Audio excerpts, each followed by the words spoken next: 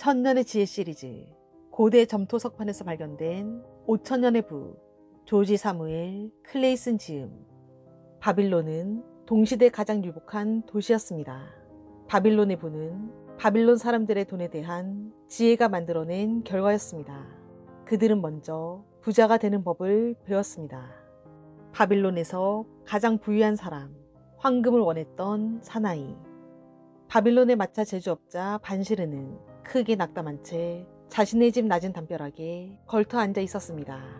그의 친한 친구이자 음악가인 콧비가 반시르를 향해 웃음 지었습니다.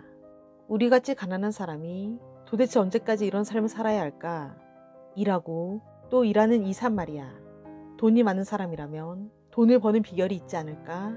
오늘 낮에 황금마차를 타고 가는 우리 어릴 적 친구인 아르카드를 보았어. 아르카드에게 가서 우리에게도 부를 가질 수 있는 비법을 전해달라고 간청해보자. 아르카드는 이야기를 시작했습니다.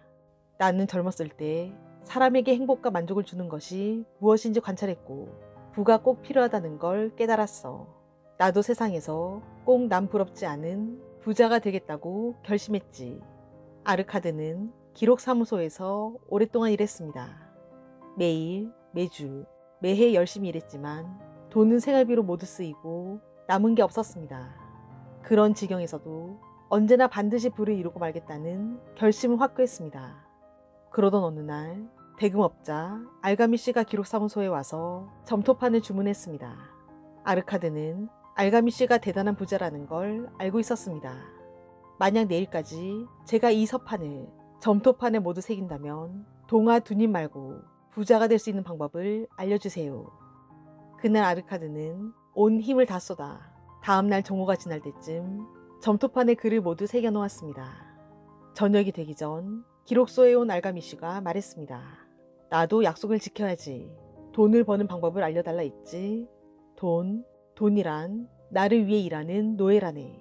그 노예가 벌어들이는 돈은 노예의 자식으로 그 역시 나의 소유가 되지. 하지만 자네는 지금까지 자네의 모든 돈을 누군가에게 줘버렸기 때문에 가난한 걸세. 자네는 옷 만드는 사람에게 번 돈을 주지 않았나? 음식가게 주인에게도 줬겠지. 이렇게 모든 돈을 누군가에게 계속 줘버리면서 정작 자신에게는 돈을 지불하지 않았던 거야. 부자가 되려면 돈을 쓰지 않고 모은 돈, 즉 노예를 만들어야 하고 그 자손들이 함께 돈을 벌게 해야 하네. 이것을 실천하면 자네가 원하는 그 부를 얻게 되는 걸세. 자, 그렇다면 노예는 어떻게 만들면 될까? 그건 자네가 버는 돈의 일부를 모으면 되네. 그 일부의 규모는 버는 돈의 10분의 1이야. 돈은 작은 씨앗에서 자라난다네.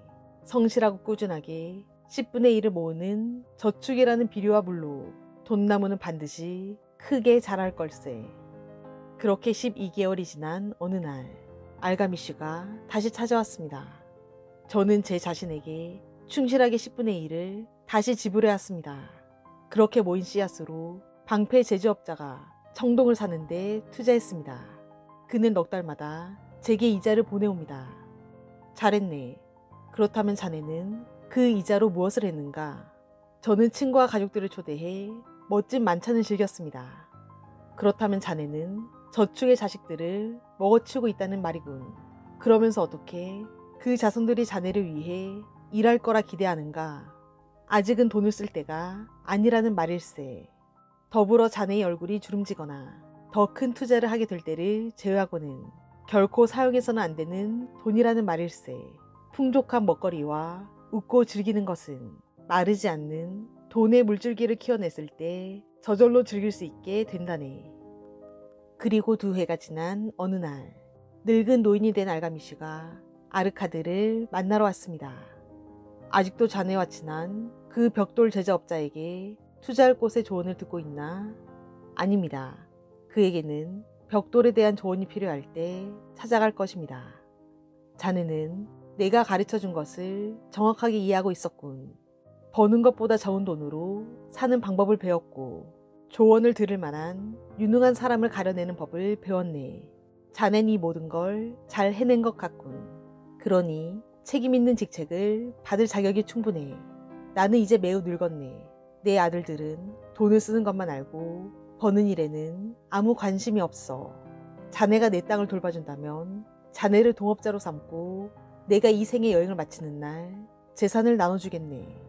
아르카드는 알가미씨에게 배운 그대로 모든 걸 실천했고 아르카드가 관리하는 동안 알가미씨의 재산은 훨씬 크게 불어났습니다.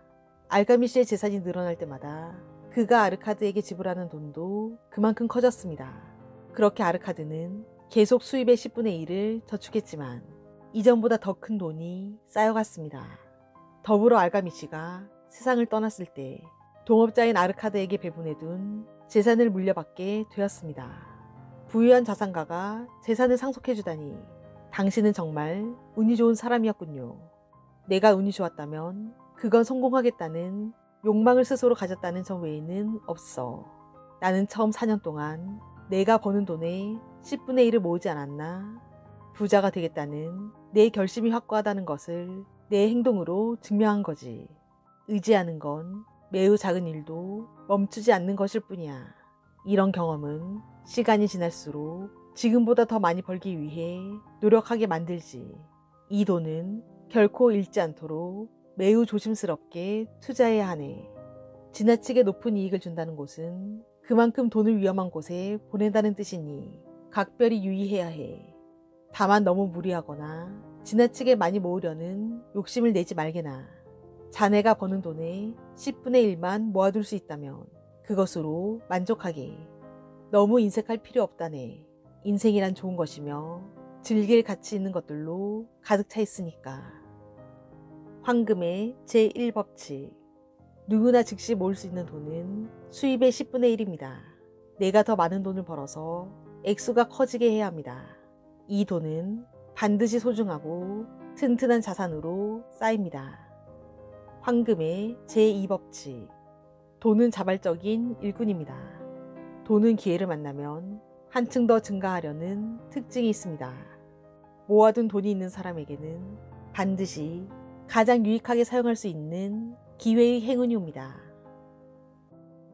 격변의 시대.